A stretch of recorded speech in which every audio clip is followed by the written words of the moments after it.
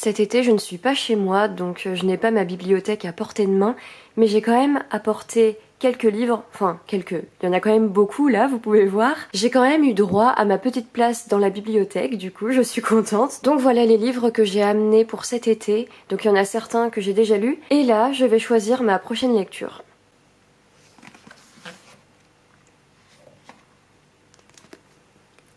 J'ai très envie de lire ce livre-là depuis le temps que j'en entends parler sur Bookstagram et Booktube. Il me donne très envie. Tout le monde n'en dit que du bien. Il y a quand même des gens qui n'ont pas accroché avec la saga, mais majoritairement c'est quand même de très bons avis. Donc j'ai très envie de le lire, mais j'hésite quand même un peu parce que c'est le premier tome d'une saga et j'ai déjà commencé une saga dernièrement, c'est The Raven Boys que vous pouvez voir ici. Et du coup je sais pas si j'ai envie de commencer deux sagas comme ça en même temps. J'hésite un peu.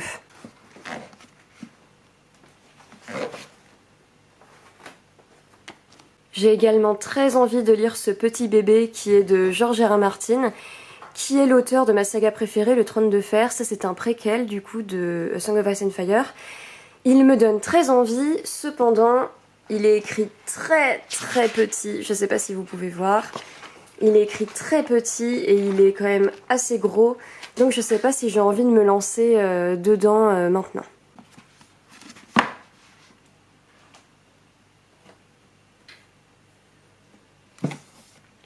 J'ai également acheté ce livre il y a pas si longtemps à un cash converteur, je vous l'avais pas présenté. J'arrive pas à savoir à quel point ce livre est connu. Moi je l'ai connu parce que j'ai regardé le film avec Saoirse Ronan et Donald Gleeson, que j'adore, ce sont deux acteurs que j'aime énormément. Bref, c'est pour ça que j'ai vu le film et du coup j'ai su qu'il y avait un livre. Et il me donne aussi envie, surtout qu'il est fait assez estival je trouve. L'histoire se passe dans les années 50, c'est l'histoire de Ellis, une jeune femme qui vit en Irlande, qui est née en Irlande, qui a toute sa famille et sa vie là-bas, qui décide d'aller faire carrière aux États-Unis. C'est la période du American Dream, du coup elle a vraiment envie de faire sa vie là-bas, elle a envie de s'épanouir et de s'émanciper là-bas, donc elle va aux États-Unis. Et du coup ce livre va parler de son déchirement entre son amour pour son pays d'origine, l'Irlande, et son attachement et la promesse d'une vie nouvelle aux États-Unis. Et puis il y a des histoires d'amour, tout ça. Le film était assez sympa, il n'était pas incroyablement marquant, mais la preuve, j'ai quand même acheté le livre dès que je l'ai vu. Donc il me donne quand même envie. Et en ce moment, je suis aussi dans le mood pour lire un Musso, surtout que Guillaume Musso, ça se lit très vite, en quelques jours. Donc pourquoi pas lire celui-là et après en choisir un autre parmi ceux que je vous ai montrés, vu que celui-là, je pense que je vais le lire très vite. J'hésite encore.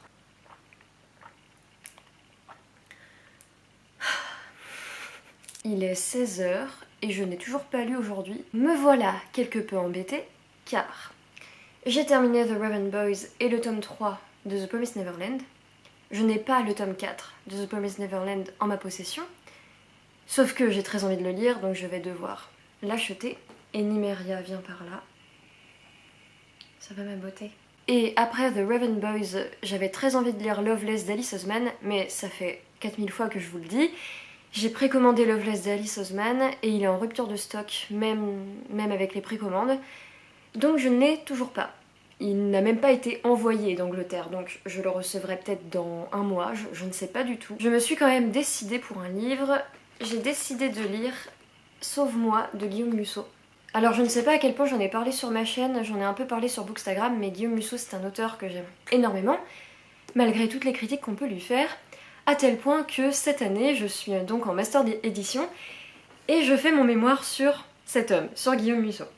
Donc il me faut lire des livres de lui parce que en fait j'ai besoin de 3 livres de lui pour mon corpus et il y en a 2 dont je suis sûre. Et le troisième, j'hésite encore un peu, donc j'ai envie d'en lire quelques-uns cet été pour enfin me décider. Donc Sauve-moi fait partie de ma sélection et peut-être qu'il figurera dans mon corpus pour mon mémoire. Ce livre fait partie des plus anciens de Guillaume Musso, c'est l'un des premiers qu'il a écrit, donc ce livre a encore la touche fantastique qu'il mettait dans ses premiers livres et qui a quelque peu disparu dans ces derniers. Donc là, on va suivre un homme et une femme qui s'aiment, comme dans quasiment tous les Musso, et la femme va aller dans un avion qui va exploser en plein ciel. Et voilà, Musso il fait souvent des choses comme ça, où les gens croient qu'ils sont morts et en fait ils ne sont pas morts, donc là voilà, je pense que cette jeune femme n'est pas morte. Alors Musso justement c'est ça qui est intéressant, c'est que dans certains de ses livres, il y a une touche clairement fantastique, où clairement tu lis les livres, tu sais que ça peut pas se passer dans la vraie vie, et il y en a d'autres où au début du livre il va y avoir cet aspect fantastique, donc là tu vas te dire bon bah comme ces autres livres ça va être du fantastique. Et en fait, à la fin, il donne une explication rationnelle à ce qui s'est passé. Et du coup, le livre n'est pas du tout fantastique, il s'inscrit dans la réalité. Et du coup, c'est super intéressant parce que quand tu commences un de ces livres, tu sais pas si ça va être vraiment fantastique ou si à un moment, il va donner une explication rationnelle. Du coup, cet aspect fait que certains de ces livres ont des explications qui sont un petit peu tirées par les cheveux. Je pense notamment à La jeune fille de papier. Pour moi, il fait vraiment pas partie des meilleurs de Guillaume Musso et pourtant tout le monde l'aime. Et l'un de mes préférés, qui est Un appartement à Paris, il y a peu de personnes qui l'aiment, donc je ne sais pas ce qui se passe, mais bref. Donc bref, tout ça pour dire que cette semaine, je vais lire Sauve-moi de Guillaume Musso et je pense que je vais le finir assez vite. Et du coup, en même temps, je vais prendre des notes pour mon mémoire, si jamais c'est un livre qui va faire partie de mon corpus ou pas, je ne sais pas encore.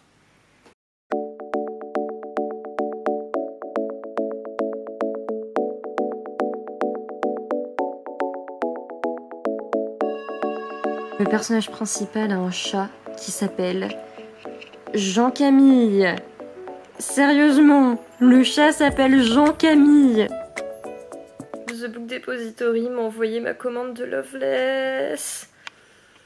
Vraiment, je vous jure, ce livre, je l'attendais même plus. Là, j'ai vu que j'avais reçu un mail de The Book Depository et je pensais que c'était par rapport à un autre livre que j'ai commandé. Oui, je commande beaucoup de livres sur The Book Depository. Et là, quand j'ai vu que c'était Loveless, mais j'y croyais pas. Bref, à part ça, j'ai commencé Sauve-moi de Guillaume Musso. Du coup, je suis pas rendue super loin. Je suis rendue à une 40aine de pages, donc voilà. Et là, j'ai lu un passage. Je suis saoulée. Attendez, je galère parce que là, je tiens ma caméra. Je lis un passage, là. La fille s'appelle Juliette. Vraiment, je vous le lis, mais vous... Vraiment, préparez votre soupir qui va très prochainement sortir de votre bouche. Donc là, c'est la fille, la personnage principale. Pendant un long moment, elle ferma les yeux en se pressant contre le radiateur réglé pour l'occasion sur la puissance maximale. Une onde de chaleur remonta le long de ses jambes pour envahir son corps tout entier. Et après, il y a ses pensées en italique. Oui, je sais que vous le sentez venir. Ces pensées en italique qui disent « 3 petits points. Mieux que n'importe quel homme. »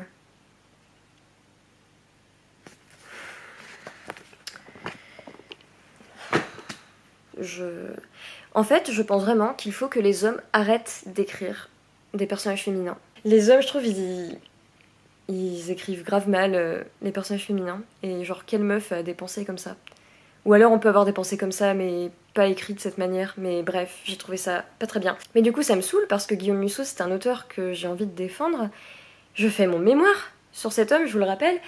Et il écrit des trucs comme ça. Comment voulez-vous que je le défende alors qu'il écrit des trucs comme ça? Après, le livre date. On peut dire ça en sa défense. Le livre date, et en ayant lu ces derniers livres, je peux vous assurer qu'il n'y a pas de trucs écrits comme ça. Je trouve même que ces personnages féminins sont assez cool. Elles sont à la fois fortes et en même temps elles sont sensibles et tout. C'est quelque chose que j'aime bien chez Musso, c'est que ces personnages féminins sont vraiment au cœur des actions et vraiment elles font limite plus d'actions que les hommes en fait. Elles sont vraiment, elles font des trucs et elles sont vraiment super fortes et en même temps il y a des moments où elles pleurent et il y a des moments où elles expriment une part de féminité et de sensibilité. Et les deux coïncident et c'est trop bien du coup de lire ça en fait, et de pas juste lire une femme qui est que forte ou une femme qui est que sensible et non bah non les deux peuvent être ensemble en fait. Donc voilà, ce passage m'a saoulée. Guillaume, je n'apprécie pas ce que tu fais, mais ce livre date, donc on va dire que c'est pour ça. Et là c'est juste un passage comme ça que j'ai lu, on va se dire ça, mais ça m'a saoulée.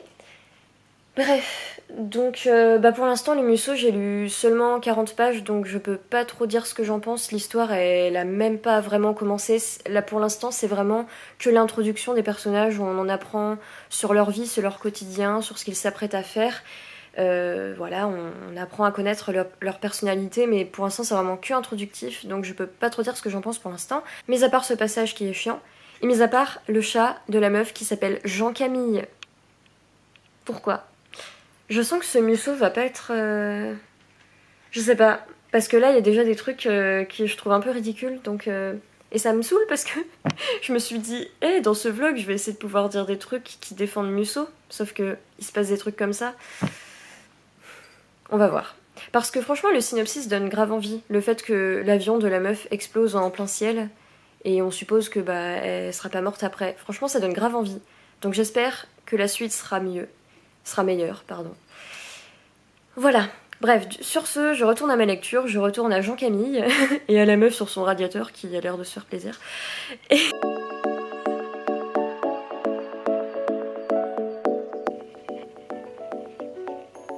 Jean-Camille, c'est toi? Jean-Camille.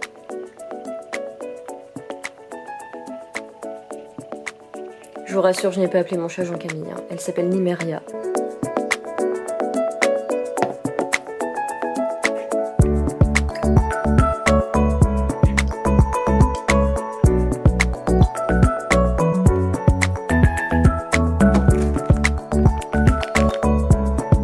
J'ai avancé dans Sauve-moi de Guillaume Musso, je suis rendue à 162 pages, ce qui fait je crois 40%. Donc il se lit vraiment super vite. De toute façon, Guillaume Musso, si vous voulez un livre qui se lit très vite, là j'ai bouffé 100 pages sans même me rendre compte. Et là on peut dire que l'histoire commence, donc c'est cool. C'est vrai qu'à 160 pages, il était temps. C'est vrai que Musso, il fait souvent des introductions assez longues, mais en même temps c'est quelque chose qui est appréciable parce que grâce à ça, il rend ses personnages vraiment tangibles. Là, il a vraiment introduit ses personnages, leur quotidien, leur manière d'être et tout. Donc pour l'instant, je pourrais pas trop dire ce que j'en pense. J'étais un peu dubitative. Il y a des scènes que j'ai trouvées un peu ridicules, un peu clichés. Le début, je trouvais ça un peu long à se mettre en place. Après, comme je disais, voilà, il y avait une raison derrière ça, mais c'était quand même un peu long pour moi. Mais là, maintenant que l'histoire commence, c'est vrai que c'est très intriguant ce qui se passe. Il y a beaucoup de mystères, de choses à résoudre. Les personnages aussi, je les trouve assez intéressants et intrigants. Donc ouais, ça me donne envie de lire la suite. Je pense pas que ça va être mon Musso préféré, mais ça peut être pas mal, on va voir. Et il faut que je vois aussi si du coup je le mets bien dans mon corpus de mémoire ou pas.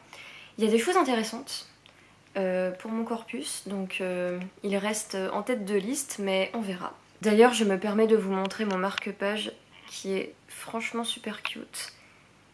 Ça vient du dessinateur Rémingo. Alors je sais pas à quel point il est connu. Moi je l'ai rencontré à un salon du livre. Enfin, n'importe quoi. On dirait que je suis allée à un truc extraordinaire à Paris. C'était un petit truc à Limoges, hein, faut pas croire. Mais bref. Et en plus ça va avec le livre où il y a un chat qui s'appelle Jean-Camille. Donc voilà, vraiment je me remets pas de cette histoire.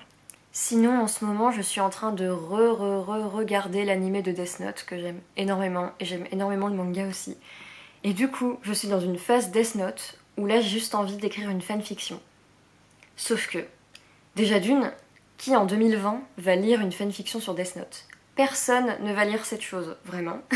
Et de deux, il faudrait que je passe à autre chose. J'ai pas envie de perdre mon temps à écrire une fanfiction parce que, je sais pas, j'aimerais écrire quelque chose de plus concret, j'aimerais écrire un roman qui pourrait pourquoi pas être publié. Alors je dis ça en ayant clairement conscience que je suis un métier du livre, hein, donc voilà, j'ai perdu mes illusions depuis fort longtemps. mais bref, j'aimerais écrire quelque chose de concret et je me dis mais me lancer dans une fanfiction, pourquoi? J'ai envie de prendre Mélo et Missa qui sont des personnages pas assez reconnus à leur juste valeur et j'ai envie voilà de faire en sorte qu'ils soient BFF dans le monde après l'affaire Kira. Et en fait j'ai envie de montrer clairement les traumatismes parce que purée, là je re-regarde l'animé, mais vraiment je regarde et je me dis mais comment les gens s'en remettent de ça? Parce que genre juste les policiers, Matsuda, Aizawa et tout là, qui ont fait cette histoire, mais genre les gars ils ont bossé pendant des années avec le mec, Light, et à la fin c'était lui qui ira. Mais à la fin de ça, t'as un traumatisme, tu fais plus confiance à personne, c'est pas possible, tu peux plus faire confiance aux gens. Si pendant des années t'as bossé avec un mec, bon t'étais pas pote parce que Light, être pote avec lui, voilà, t'étais pas pote avec lui mais t'as quand même bossé main dans la main avec un type et à la fin tu découvres que c'était ce mec là que tu cherches depuis des années. Mais les traumas de ouf, franchement. Et du coup j'ai envie d'écrire une histoire sur ça. Et j'en ai pas trouvé, je vous jure. Hier j'étais sur le site que j'arrive jamais à prononcer, Archive of Our Own, je sais pas prononcer ce truc, on va le dire en français, Archive of Our Own, voilà, bref. J'ai regardé et vraiment je n'ai rien trouvé de tel, et du coup j'ai envie de l'écrire. Je ne sais pas, je ne sais pas si j'ai le temps pour ça. Mais tout ça pour dire que les fanfictions c'est quand même super bien, donc ne faites pas comme moi, si vous avez envie d'en écrire une, écrivez, parce que c'est super bien les fanfics. Et vraiment, tous les gens qui critiquent les fanfictions, vous n'êtes pas des gens très cool, vraiment. Et franchement, il y a beaucoup de clichés sur les fanfictions, parce que c'est vrai qu'on va pas se mentir, il y a beaucoup de fanfictions qui sont très mal écrites, mais vraiment des fois j'ai lu des pépites. Vraiment, des fois j'ai lu des trucs, mais je me disais, mais publiez directement votre truc, vraiment. Mais il faut peut-être que je me sorte juste de cette phase de Death Note, et peut-être que dans 2 jours je n'aurai plus du tout envie d'écrire cette fanfiction. Là je suis très à fond dans une phase Death Note, et où je passe 1000 ans sur Pinterest à regarder des images de mélo. Vraiment, je crains tellement, on dirait que j'ai 12 ans quoi. Je suis amoureuse d'un mec dans un manga et un animé. Quelle vie je mène. Bref, j'ai beaucoup parlé pour pas dire grand chose. Tout ça pour dire que je vais continuer Sauve-moi de Guillaume Musso et je pense que je vais le finir très vite parce que là, en peu de temps, je suis déjà à presque la moitié et je vous en redirai des nouvelles. La Go est posée sur une valise. Vraiment. Elle a un panier à disposition, hein. Mais non, elle préfère les valises.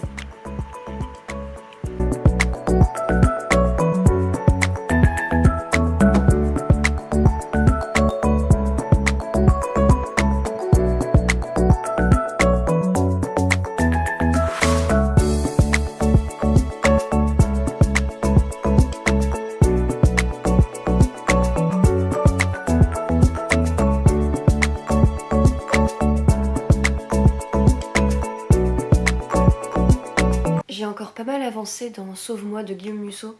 Il me reste même pas 100 pages, il me reste 90 pages. Donc je pense pouvoir le finir aujourd'hui. J'arrive pas trop à me décider sur ce que j'en pense. D'un côté j'aime bien et j'ai toujours envie de le prendre pour le continuer parce que je le trouve très, très intéressant et très intriguant.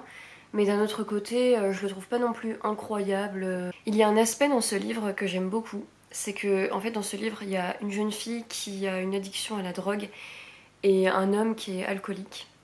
Et je trouve que c'est vraiment bien fait. Après, je suis pas du tout concernée par ces problématiques, donc je peux pas dire que c'est une bonne représentation ou quoi que ce soit. Mais par contre, ils sont pas du tout.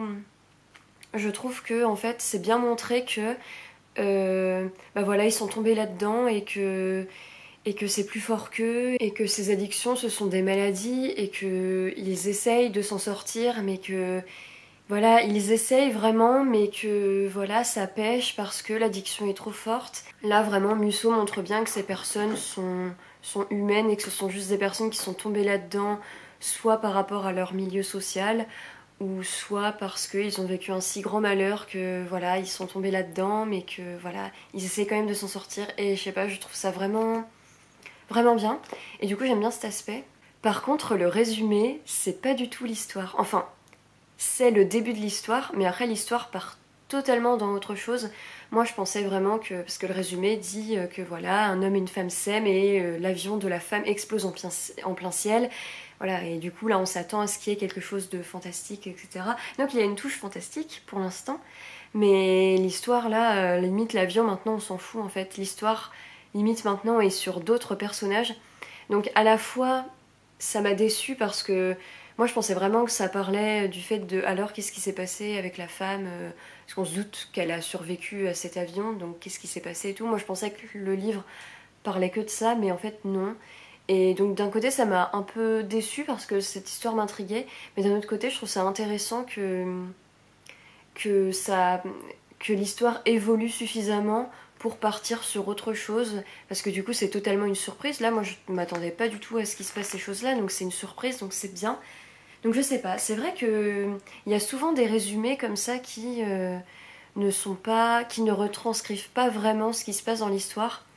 Et je suis assez partagée sur la question parce que d'un côté, bon, on va pas dire que c'est de la publicité mensongère non plus, on n'est pas là-dedans, mais d'un côté, voilà, quand t'achètes un livre pour son résumé, t'aimerais quand même que l'histoire ressemble au résumé, c'est quand même la base. Mais de l'autre côté, c'est bien aussi d'avoir des surprises. Donc je pense qu'en fait, il faut juste que ce soit pas non plus abusé. Genre, tant que l'histoire et le résumé quand même, bon, il se passe quand même ces choses-là. Il se passe quand même les choses du résumé dans l'histoire, ça va. Bref, sur ce, je vais aller continuer ce livre et je vous dirai ce que j'en ai pensé. Du coup, je vous dirai mon avis final quand je l'aurai terminé. Je viens de le terminer et à la fin, j'ai lâché des petites larmes. J'avais les larmes aux yeux, j'avoue. J'avoue, la fin m'a beaucoup émue. J'avoue, là, comme ça, j'ai un peu de mal à dire ce que j'en ai pensé parce que c'est encore trop frais. Je pense que mon avis sera beaucoup plus clair et précis quand j'aurai pris du recul, donc du coup j'en parlerai lors de mon prochain update lecture. J'arrive pas à dire ce que j'en ai pensé parce que d'un côté, bah voilà, j'ai lâché des larmes à la fin, ça m'a vraiment touchée et vraiment j'avais envie de le lire. J'avais envie de, dès que je le refermais le soir, le lendemain, j'avais envie de savoir la suite. Donc je l'ai trouvé intriguant et intéressant. Et il était aussi très touchant et j'ai trouvé qu'il y avait des choses très bien amenées. Par exemple, j'en parlais lors du clip précédent, mais voilà, la jeune fille qui se drogue et l'homme qui est alcoolique, je trouve que Musso en parle assez bien. Après, voilà, comme je disais, je suis pas concernée par ces problématiques, mais en tout cas, il leur donnait vraiment une dimension très humaine qui montrait vraiment que voilà, ils étaient tombés dans la maladie et voilà. Et du coup, j'ai trouvé ça bien. Après, voilà, peut-être que ce qu'il disait n'est pas très accurate sur ses addictions, mais en tout cas, voilà. En tout cas, il n'était pas là en train de les blâmer, voilà, et du coup, j'ai apprécié. Mais d'un autre côté, voilà, ça a pas du tout été un coup de cœur et je pense pas que cette lecture va me marquer dans le temps. Il y avait beaucoup de clichés, le début était un peu chiant, voilà, parce que c'est en gros les deux personnages qui se rencontrent et qui s'aiment. C'était un peu relou, mais bon, voilà. Il y avait des clichés, des choses un peu ridicules des fois, mais franchement, ça va, je suis quand même passée au-dessus. Donc voilà, en gros, cette lecture, ça a été une bonne lecture, une très bonne lecture, mais vraiment sur le moment, c'est pas du tout une lecture qui va me marquer. Donc voilà, je pourrais conseiller ce livre, mais plutôt aux gens qui aiment Musso ou les histoires dans ce genre-là. Si vous n'êtes pas familier avec le genre, voilà, c'est peut-être pas... Je pense pas que je conseillerais ce livre pour commencer avec Musso. En fait, pour moi, c'est une bonne introduction aux thématiques de Musso, mais c'est pas son meilleur. Donc en gros, je pourrais le conseiller aux gens qui veulent savoir ce que fait Musso, mais je conseillerais pas aux gens qui veulent se faire un avis sur Musso parce que voilà, je sais clairement que c'est pas le livre qui peut être un coup de cœur ou quoi que ce soit, du moins pour ma part. Du coup voilà, très bonne lecture, mais voilà, sur le moment et ça va pas me marquer dans le temps. Par contre, je pense que c'est sans doute ce livre qui fera partie de mon corpus de mémoire parce que je fais mon mémoire sur Musso. Pour mon corpus, je prends 3 livres, j'ai déjà choisi Central Park et Je reviens te chercher de Musso qui sont 2 de Musso que j'aime énormément. Et je pense que je vais prendre celui-là aussi parce que il a beaucoup de thématiques qui sont propres à Musso, la touche fantastique et tout. Et ça, c'est des choses dont je vais parler dans mon mémoire, donc je pense que celui-là pourrait être intéressant. D'ailleurs, j'ai très envie de faire une vidéo sur Musso. Là, j'avais envie de la faire, justement, je m'étais dit qu'aujourd'hui je pourrais la faire, mais en fait, j'ai pas encore pris de notes. Et j'aimerais que ce soit une vidéo un peu travaillée. Mais quand j'ai créé ma chaîne YouTube, je savais qu'à un moment donné, je parlerais de Musso parce que les romans populaires, c'est un sujet qui me touche beaucoup, qui m'importe beaucoup. C'est d'ailleurs pour ça que je fais mon mémoire sur Musso et les romans populaires. Et j'avais très envie de faire une vidéo sur Musso, parce que tout le mépris qu'il y a sur cet auteur m'agace profondément. Donc là, je peux en parler vite fait, mais voilà, c'est pas travaillé et je compte faire une vidéo là-dessus de toute manière. Mais Musso, clairement, s'inscrit dans l'héritage des romans populaires. Alors les romans populaires, c'est ceux qu'on retrouvait beaucoup au 19e siècle et qui connaissaient un grand succès, et aussi les livres du 20e comme Fantomette, tout ça, c'est ça les romans populaires. Et Musso se place clairement dans cet héritage, et ça j'ai pu le vérifier notamment au cours de mon mémoire, je faisais des comparatifs entre les romans populaires et les romans de Musso. Et au-delà de ça, on peut dire que Musso se place dans la catégorie de la littérature moyenne. Donc la littérature moyenne, bah ça pareil, je l'expliquerai mieux lors de la vidéo que je ferai sur ce sujet, mais la littérature moyenne, c'est en gros la littérature qui n'est pas non plus critiquée parce qu'elle n'est pas populaire, mais elle n'est pas non plus considérée comme la haute littérature, comme la littérature classique. Donc c'est une littérature voilà, moyenne, donc qui se situe entre les deux, et qui est aussi très reportée du coup, aux classes moyennes. Et donc la littérature populaire, la cible, c'est donc les classes populaires, donc les classes sociales les plus pauvres. Et en fait, les romans populaires au XIXe siècle, ils ont été créés par les maisons d'édition pour justement les classes les plus pauvres, les classes ouvrières, parce qu'ils commençaient à s'alphabétiser, s'alphabétiser, c'est ça qu'on dit? Bon, comment on dit ce terme? En gros, en France, il y a eu toute cette période d'alphabétisation, voilà, je vais y arriver, et c'est là que les classes ouvrières ont commencé à se lettrer, voilà, je vais arrêter de dire ce terme qui est beaucoup trop compliqué, et du coup, c'est là que les maisons d'édition ont commencé à créer les romans populaires. Et donc les romans populaires, forcément, étaient écrits avec un vocabulaire qui n'était pas très complexe, pour justement cibler les classes ouvrières qui commençaient à se lettrer mais n'avaient pas fait non plus des années d'études. Donc en fait, le vocabulaire simple et basique des romans populaires s'était fait exprès. Ces romans étaient faits dans un vocabulaire simple pour justement être accessibles au plus grand nombre. Donc en fait, quand les gens se moquent des livres qui ont un vocabulaire simple, comme ceux de Musso ou comme plein d'autres romans populaires, quand les gens se moquent de ça, de livres qui ne sont pas écrits de manière complexe, qui sont écrits de manière trop simple, ben en fait ces gens font clairement du mépris de classe. Quand les gens se moquent d'un livre qui est fait clairement pour les classes populaires, qui est fait pour être accessible au plus grand nombre, quand les gens se moquent de ça, quand ils se moquent que l'écriture soit trop simple, trop facile, bah c'est du mépris de classe en fait. Et de toute manière, au-delà du mépris de classe, genre, pourquoi être aussi méprisant en fait? C'est quelque chose moi je ne comprends pas, j'arrive pas à comprendre. L'autre fois, notamment sur Twitter, j'ai vu un tweet qui disait donnez vos unpopular opinions sur la littérature. Et là, j'ai vu une personne qui a répondu je donnerais bien mon avis sur Musso, mais c'est pas de la littérature. Qui es-tu pour déterminer de ce que c'est la littérature en fait? Qui es-tu? Excuse-moi, hein, mais qui es-tu? Et de deux, pourquoi être aussi méprisant? Pourquoi faire un tweet aussi méchant en fait? Enfin, Musso, c'est l'auteur le plus lu en France. Il a peut-être été dépassé récemment par Joël Dicker, mais en tout cas pendant des années, c'était l'auteur le plus célèbre en France, et même le plus célèbre, le plus lu en France, qui vend le plus de livres, et même quand il n'était pas premier, il était dans le top 3. Donc ses livres sont beaucoup lus, beaucoup de gens lisent ses livres, et les gens se tapent comme ça des commentaires méchants. En fait, je sais pas, ça vous fait quoi d'être juste ouvert d'esprit et juste de voir que quelqu'un lit Musso et dire bah ok, c'est pas mon style, mais ok. Genre ça vous fait quoi? Non, faut que vous soyez méchant, vous soyez méprisant.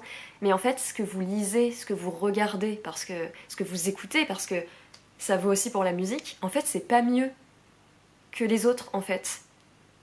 Il y a pas de choses meilleures que les autres. Je suis désolée de le dire, mais même en littérature, en fait. Et ça, justement, c'est une notion que j'étudie dans mon mémoire, que j'étudierai plus profondément cette année, mais que j'ai un peu vue. En fait, on peut pas juger un livre de manière objective. Il y a toujours la subjectivité qui parle. C'est obligé. Tu peux pas. Pour ça, il faut créer des grilles de lecture, qui du coup sont objectives. Mais même dans une grille de lecture, tu peux pas être complètement objectif.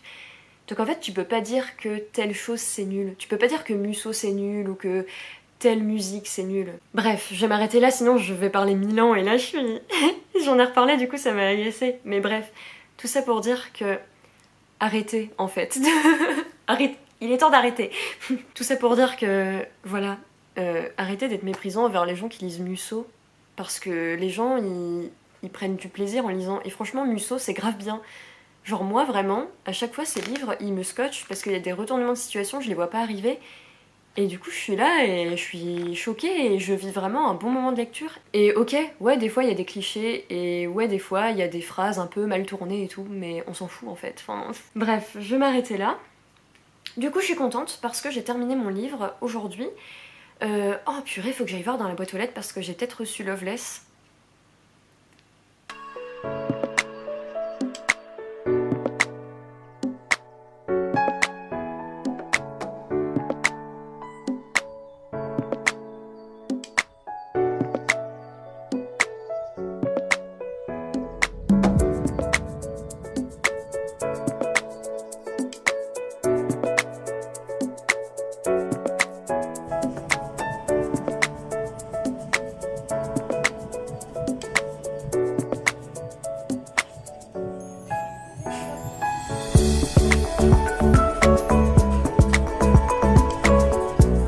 crois qu'hier je vous ai laissé en disant ah je vais aller à ma boîte aux lettres, j'ai peut-être reçu mes colis, mais en fait je n'ai rien reçu. J'ai ouvert la boîte aux lettres pleine d'espoir et la boîte aux lettres était absolument vide. Donc voilà, on verra ça la semaine prochaine. Du coup je pense que je vais arrêter le vlog ici, j'ai beaucoup parlé donc je pense qu'il y a beaucoup de contenu. J'ai un peu peur que le vlog fasse 40 minutes mais on verra, hein. Écoutez, autant, autant se laisser parler, hein, on verra. Je sais pas trop à quel point ce vlog est bien, j'ai l'impression qu'il était pas super intéressant, c'était surtout moi qui parlais beaucoup et qui parlais de Musso, et il y a aussi un moment où pendant 20 minutes j'ai parlé de Death Note, donc je sais pas à quel point c'est intéressant, donc j'hésite un peu à le poster. Je sais pas, j'hésite un peu parce que d'un côté j'ai envie de me faire plaisir et de voilà de poster les choses qui me plaisent et de parler des choses dont j'ai envie de parler. Parce que voilà, et puis moi je sais que j'aime beaucoup les vlogs où les gens y parlent et même s'ils parlent de sujets qui m'intéressent pas forcément, je regarde plein de vlogs de gens qui regardent des séries ou qui lisent des livres qui m'intéressent pas, mais en fait je sais pas, je sais que c'est des choses que j'aime bien écouter parce que je sais pas, moi j'aime bien me renseigner sur les choses qui m'intéressent pas forcément, en fait je sais pas, je trouve ça important aussi de s'ouvrir aux choses. Donc bref, mais après voilà, je sais pas à quel point ce que j'ai dit c'était intéressant ou pas. Donc voilà, j'espère que si jamais je le poste, voilà, j'espère que ça vous a quand même intéressé. Du coup je vais m'arrêter de blablater parce que sinon le vlog va vraiment faire 1 heure. Voilà, j'espère que ce vlog vous a plu, n'hésitez pas à me dire ce que vous en avez pensé en commentaire, si ça vous a ennuyé, n'hésitez pas à le dire non plus, hein. Écoutez, on est là pour dire ce qu'on pense dans la vie. N'hésitez pas à liker pour me soutenir, ça me ferait super plaisir, et si jamais d'autres vidéos de moi vous intéressent, n'hésitez pas non plus à vous abonner. Et moi je vous dis à bientôt pour une prochaine vidéo. Je vous embrasse.